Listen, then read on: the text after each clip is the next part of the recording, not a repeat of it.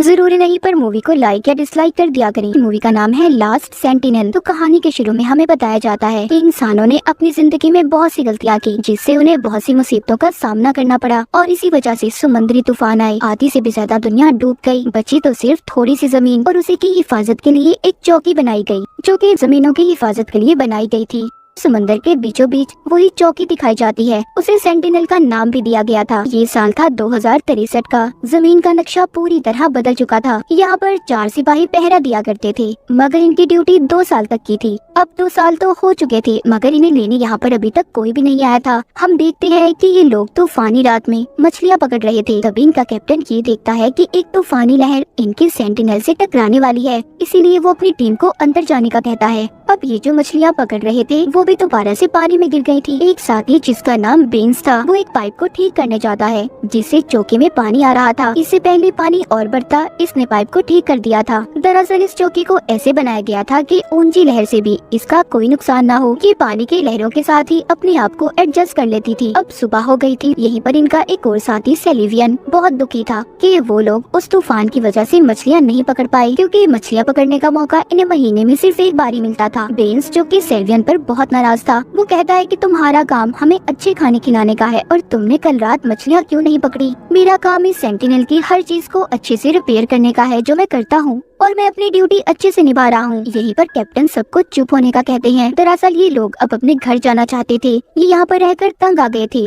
जो टीम इनकी जमीन से इनको यहाँ पर लेने आने वाली थी वो अभी तक नहीं आई थी। सेलिवियन जो कि हर दिन एक रिकॉर्ड बनाता था, वो ऐसा जब से कर रहा था जब से वो यहाँ पर आया था। वो ये सारा रिकॉर्ड बनाकर अपनी बेस को भेजा करता था। कैप्टन जो कि सेंटिनल की छत पर घूम रहे थे, वहाँ पर वो एक इशारे को देखते हैं जो कि सेलिवियन ने बनाया था, ताकि अगर कोई यहाँ पर आए तो वो उनकी मदद से इन तक पहुँच जाए। मगर कैप्टन को ये बात पसंद नहीं आती। वो उस कपड़े को हटाने का कहते हैं। तभी यहाँ पर सेलिवियन को दूरबीन में एक जहाज अपनी तरफ आता हुआ दिखाई देता है, जिसे देखकर वो बहुत खुश था। वो समझता है कि शायद ही वही जहाज है जो हमारी टीम ने हमें यहाँ पर लेने भेजा है। मगर कैप्टन को ऐसा नहीं लग रहा था। वो कहते हैं कि ये किसी दुश्मन की चाल भी हो सकती है, इसीलिए वो बेंस को बॉम्ब को एक्टिवेट करने का कहते हैं। और साथ ही इनकी एक और साथी जिसका नाम कैसिडी था, उसको रेडार पर सब कुछ चेक करने का कह रहे थे। दरअसल रेडार से ये पता करना चाहते थे कि ये जहाज आखिर किस तरफ से आया था। अब वहाँ पर बेंस गन्स चलाने के लिए तैयार था, मगर कैप्टन उसे रोक देते हैं और सेलिवियन से ये कहते हैं कि तुम्हें छोटी कश्ती लेकर उस बड़े जहाज तक जाना होगा और देखना होगा कि वो हमारी मदद के लिए है या फिर किसी दुश्मन का है। सेलिवियन जो कि डरा हुआ था, वो जाना तो नहीं चाहता था, मगर फिर भी वो कैप्टन की बात मानकर जाने के लिए तैयार था।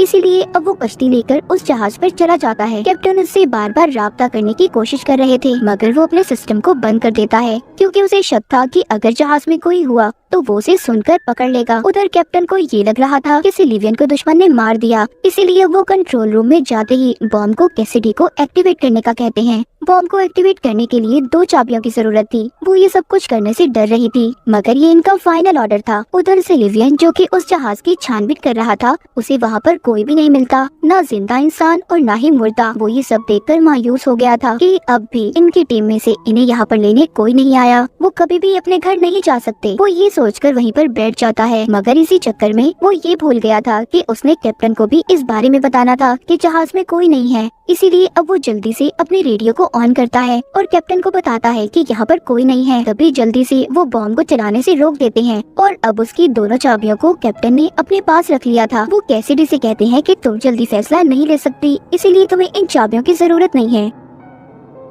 अब सेलिवियन उस जहाज को लेकर अपनी चौकी तक ले आया था। बेंस भी उस जहाज की जांच करता है, जिससे पता चलता है कि जहाज पिछले कई महीनों से बंद पड़ा है। ये जहाज भेजा तो इन्हीं लोगों के लिए गया था, मगर इन्हें ये पता करना था कि आखिर जहाज में लोगों के साथ हुआ क्या था जो यहाँ पर इस जहाज को लेकर आए थे। बेंस कहता है कि मैं इस जहाज को ठीक कर सकता हूँ, मगर कैप्टन उन्हें मना कर देते हैं और ये कहते हैं कि नहीं, हम इसके साथ कुछ नहीं कर सकते और न ही बेस पर बता सकते हैं जब तक हम खुद अच्छे से इसकी छानबीन न कर लें। ये सभी कैप्टन के सख्त असूलों से तंग आ गए थे, क्योंकि अब ये किसी भी कीमत पर वापस घर जाना चाहते थे। सेलिवियन जब कैप्टन के पास दोनों चाबियों को देखता है तो उसे और भी ज्यादा गुस्सा आ गया था, क्योंकि अब इस चौकी का सारा इख्तियार कैप्टन के पास था। उधर कैप्टन जहाज के बारे में सारी लोकेशन को पता करते हैं कि ये यहाँ पर कहाँ से आया था। सेलिवियन भी जहाज के बारे में बिना बताए बेस को खबर कर देता है और ये बात जाकर वो कैसिडी को भी बताता है कि मैंने सब बातों का बेस को बता दिया है। उधर बेंस भी आ गया था, जिसने इनकी बातों को सुन लिया था उसे भी पता चल जाता है। अब इन सारी बातों का आकर बेंस कैप्टन को बताता है।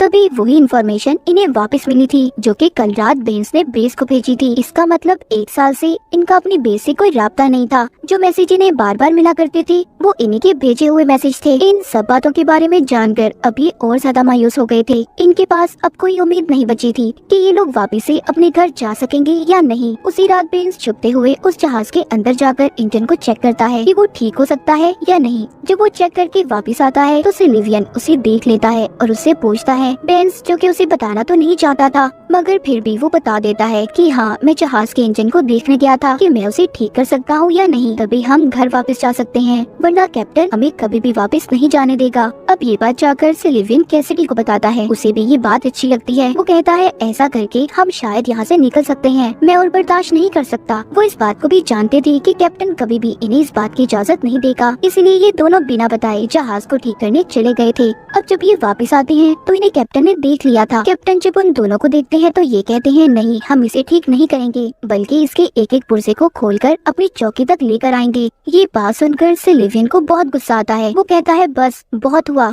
हमने अपनी ड्यूटी से ज्यादा अपने फर्ज को निभाया है, अब हम और ज्यादा बर्दाश्त नहीं कर सकते, हमें अपने घर वापस जाना है। कैप्टन कहता है नहीं, तुम यहाँ से नहीं जा सकते, ये मेरा हुक्म है। वो उन्हें गन निकालकर यहीं पर रुकने का कहता है। उधर कैसिडी जो कैप्टन के साथ रहकर यहीं पर खुश थी मगर फिर भी वो इन दोनों के लिए कैप्टन से बात करनी चाहती है कि वो इन्हें यहाँ से जाने दी। वो कहती है कि तुमने पहले भी अपनी जिद बहुत से सिपाहियों को खोया है तो तुम ये गलती दोबारा मत करो, उन्हें जाने दो। कैप्टन कैसिडी की बात को सुनकर ये फैसला करते हैं कि हम में से 2 यहीं चौकी पर रहेंगे और 2 जा सकते हैं। बेंस तो ये सुनकर खुश था मगर सिलिवियन खुश नहीं था क्योंकि वो कैसिडी को भी अपने साथ लेकर जाना चाहता था। वो कैसिडी से कहता है कि तुम कैप्टन से कहो कि मैं भी जाना चाहती हूँ मगर वो कहती है नहीं, तुम जाओ, मैं यहाँ पर बहुत खुश हूँ। जब बेंस और सिलिवियन ने अपनी सारी तैयारी कर ली थी उसी रात कैप्टन उन्हें एक लेटर भी देता है जो कि जाकर उन्हें बेस पर देना होगा। अब जब सुबह होती है तो हर तरफ खतरे की घंटियाँ बजना शुरू हो गई थी। कैप्टन उन्हें छत पर बुलाकर जल्दी से बॉम्ब को एक्टिवेट करने का कहते हैं। वो कहते हैं दुश्मन का एक जहाज हमारी तरफ बढ़ रहा है, लेकिन वहाँ पर सिलिवियन को इस बात का अंदाजा हो गया था कि ये जहाज उनकी बेस से उन्हें यहाँ पर लेने आया है। अब वो कैप्टन की इस बात को मानने के लिए तैयार नहीं था कि वो बॉम्ब को एक्टिवेट कर दे। यहीं पर कैप्टन उसे गन दिखाकर उस जहाज को भी तबाह करवा देता है। सिलिवियन और बेंस की उम्मीदें टूट गई थी। तभी पीछे से कैसिडी आती है जिसने कैप्टन के सर पर कुछ मारकर उसे बेहोश कर दिया था। ये तीनों अब उसे एक कमरे में बंद कर देते हैं। सिलिवियन कैसिडी से पूछता है कि तुमने मेरा साथ क्यों नहीं दिया। वो कहती है अगर मैं तुम्हारा साथ देती तो तुम्हें कैप्टन कभी भी न जाने देता। बेंस कहता है हमें उसे मार देना चाहिए मगर सिलिवियन सबको ऐसा करने से रोक रहा था। सिलिवियन कैप्टन से मिलने जाता है और उससे पूछता है जब हमारे दरमियान में ये बात तय हुई थी कि हम में से 2 लोग यहाँ पर रहेंगे और 2 वापस चले जाएंगे तो तुमने अपना इरादा क्यों बदला। वो कहता है ये जहाज हमें लेने 3 महीने पहले भी आया था मगर किसी ने रेडार से रास्ता बदल दिया। हम लोगों के बीच में कोई गद्दार छुपा हुआ है जो चाहता है कि वो यहीं पर रहकर हर चीज पर कब्जा कर ले और जो हमारी जमीन है उस पर बॉम्ब गिराकर उसे तबाह कर दे। सिलिवियन कहता है अच्छा, अगर तुम सब बातों को जानते थे तो तुमने मुझे पहले क्यों नहीं बताया। इतना कहकर वो वहाँ से दोबारा से उसे बंद करके चला जाता है क्योंकि उसे कैप्टन की बातों पर यकीन नहीं था। जिसके बाद सिलिवियन अब सारा दिन बेस से मदद मंगवाने की कोशिश में लगा रहता है पर कोई फायदा नहीं था। यहीं पर कैसिडी उसे अपने बचपन की तस्वीर भी दिखाती है और ये बताती है कि जब दुनिया डूबी नहीं थी तो मैं अपनी फैमिली के साथ समुद्र पर आई थी, लेकिन दुश्मनों ने मेरी सारी फैमिली को मार दिया और बस मैं अकेली बची हूँ। ये सुनकर सिलिवियन को बहुत दुख होता है। रात को कैसिडी जब अपनी ड्यूटी कर रही थी तो उसके पास बेंस आता है जो नशे में था। वो उसे बदतमीजी करने की कोशिश कर रहा था। कैसिडी खुद को छुड़वाकर सिलिवियन के पास जाती है। बाद में इन दोनों को पता चलता है दरअसल बेंस कैसिडी के पास बॉम्ब को एक्टिवेट करने की चाबी लेने आया था। बेंस रेडियो से बेस पर ये मैसेज भेज देता है जो काम वो करने आए थे वो पूरा हो चुका है, इसीलिए उन्हें वापस बुला लिया जाए।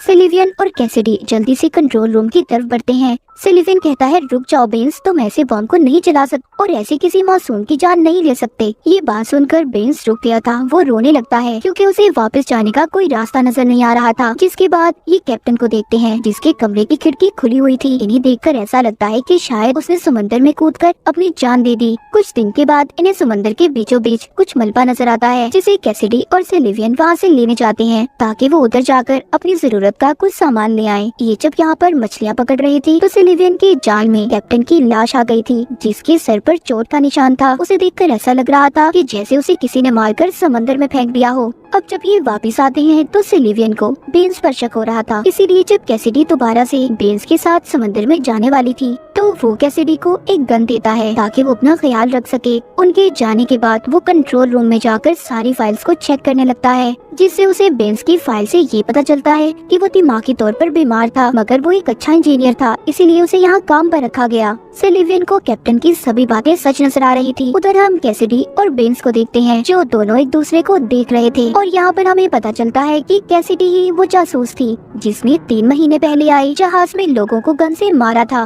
वो बेन्स को भी मार देती है और रोते हुए अब सिलिवियन के पास आ गई थी। चौकी पर सिर्फ 2 ही लोग बचे थे। अब वो अगले दिन कैसिडी के पास जाकर बॉम्ब को एक्टिवेट करने का कहता है, ये कहकर कि उनके दरमियान में एक दुश्मन है। कैसिडी समझ गई थी कि सिलिवियन को उसकी सच्चाई पता चल गई है, जिस पर वो ये कहती है, हाँ ये सब कुछ मैंने किया है, पर अपने लोगों की जान बचाने के लिए। हम चाहते थे कि हम इस चौकी पर कब्जा कर लें। सिलिवियन अब उसकी कोई बात नहीं सुनता और बॉम्ब को एक्टिवेट कर देता है। तभी कंप्यूटर स्क्रीन पर ये आता है कि आप इस बॉम्ब को एक्टिवेट नहीं कर सकते। दरअसल इस कंप्यूटर का सिस्टम बेन्स ने बदल दिया था, क्योंकि वो नहीं चाहता था कि कोई भी एक इंसान इस चौकी पर कब्जा करके दूसरी दुनिया को तबाह कर दे। कहानी के आखिर में हमें दिखाया जाता है कि सिलिवियन और कैसिडी के दरमियान में सौदा हुआ था। वो दोनों यहीं पर रहकर इस चौकी की हिफाजत करेंगे और कोई भी किसी की भी दुनिया को नुकसान नहीं पहुंचाएगा। और इसी के साथ ये कहानी यहीं पर खत्म हो जाती है।